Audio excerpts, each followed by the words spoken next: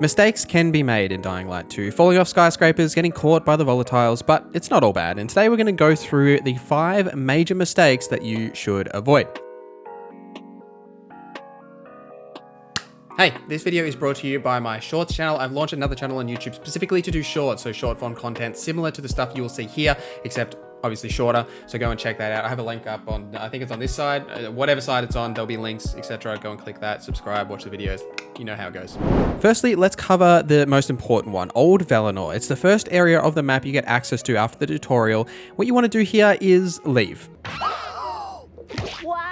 Now, there are many points in the story that will give you the option to possibly leave or stay a little bit longer and help with certain things that could be occurring in the area, avoiding story spoilers as best I can. Now, I'm not saying to not play out the story the way that you want to. Absolutely do that. If you don't want to leave yet, if you want to, progress the story your own way, absolutely do that. But what I mean is a lot of the side content or the surrounding content in that first area, you don't really need to worry too much about doing it. As soon as you leave that area and go to the central loop, you will immediately get access to the paraglider, which makes skills like active landing and safe landing pointless, which is one reason why you should be doing this as soon as you can. But it'll also just help with your traversal. You'll be able to travel the world much safer and simpler with the paraglider. You only get access to the fast travel or unlocking the metro stations for fast travel after you have entered the central loop. There is also another mechanic where you get to pick the city alignment, which unlocks just before you get access to the central loop. So there's a lot of reasons that you should be trying to get to this point in the game, and then you'll unlock different things, and then you can kind of go back and do some of that side content. But don't rush through the main story. Do that at your own pace. I'm not saying that you should skip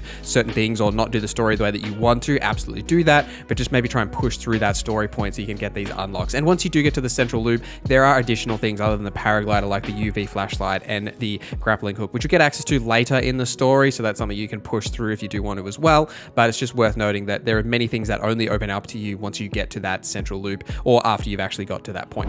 Now, everyone wants to mod their coolest weapons, but you should hold off from modding your weapon until it takes a bit of damage or durability. The only way to repair your weapons is by adding mods to them. They will restore about 50 durability. There is also a mod that you can put on some of your weapons that will decrease the amount of durability hit the weapon will take, and you can actually level up this mod so that it takes even less durability, so that'll help you keep those weapons for longer. But you should be upgrading that mod as soon as you can, and then just kind of slowly modding out your weapon. So if you find a weapon you really like, don't just put mods on it straight away, because you won't be able to change those mods later. Just maybe put one on, or even just wait until it's taken a bit of durability, then put one on, wait till you've taken a bit more, then put another one on, just so you can keep that weapon for a longer period of time. And you're always going to be finding new weapons, so it doesn't matter if you lose the weapon, but if you find weapons that you really like, or even some of the unique weapons that you can get more out of these by modding them slowly as they start to deteriorate. All right, so this next one is a bit of a two-parter. It involves night generally, but firstly, don't avoid the night. You gain double combat points just by doing things at the night. Best way to level up.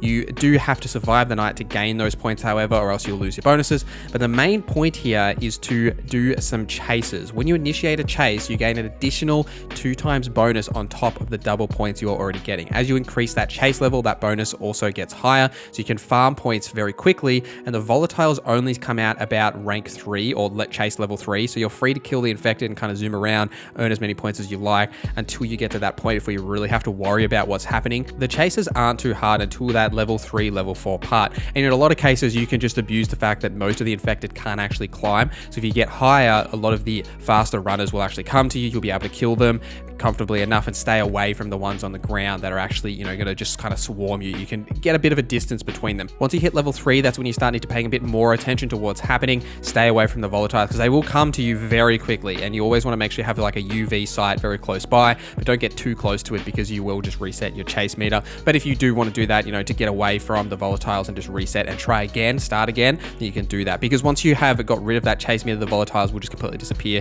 so you can just go and do that again and just keep kind of doing that on a loop. It's also worth noting that when you are killing the infected, to make sure you're looting them to pick up the infected trophies, so you can use that to upgrade your mods, because it's like the best way to get it is by doing these chases. You can get a lot of these trophies very quickly because they come to you, you can kill them and then just loot them, and it just makes that process a bit easier.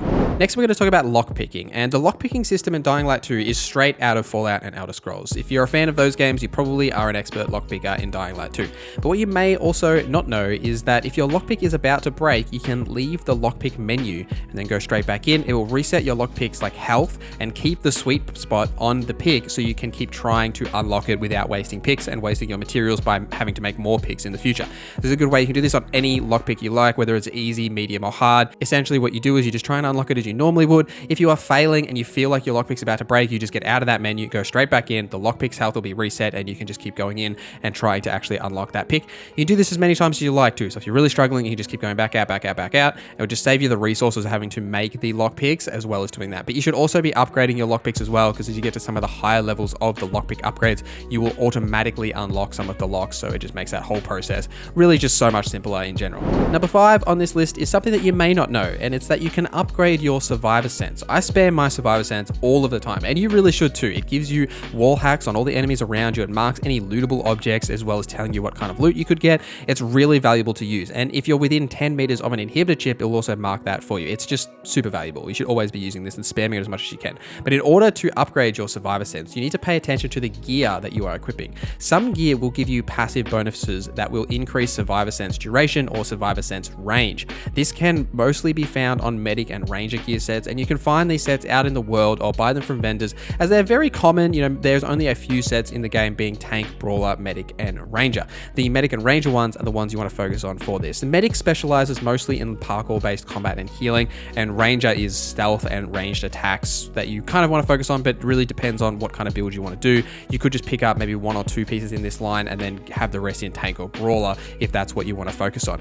But it's worth paying attention to the bonuses that you get from all of these sets, and as well obviously equipping the higher level rarities, because the higher level rarity of item have more stat bonuses on them, as well as a chance of having more gear armor on them as well. So if it's a higher rarity, you've got much more bonuses that you will get, so you can really spread that out. Some quick bonus tips for you as well is looting everything from an infection or military site will trigger the infected to spawn and chase you. Use decoys to distract those infected or infected in general, rather than coins and bricks, as they don't really do much and they often don't work on the larger groups. In most areas designated for fighting, you can find weapons of opportunities like the spear and bricks and bottles. They are visible by the green light. If you're looking for spears, they deal tons of damage. It's well worth picking one up and just chucking it wherever you see fit.